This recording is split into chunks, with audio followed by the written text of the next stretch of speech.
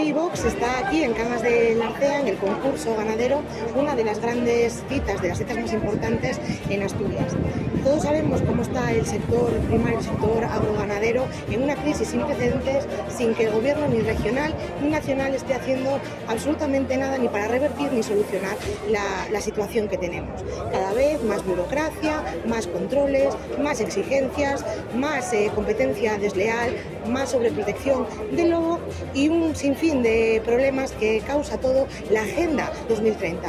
Una agenda cuyos objetivos suenan muy bien, pero que la realidad es completamente distinta y lo estamos viendo cómo nos está afectando a todos de manera negativa, especialmente al sector industrial y al sector ganadero.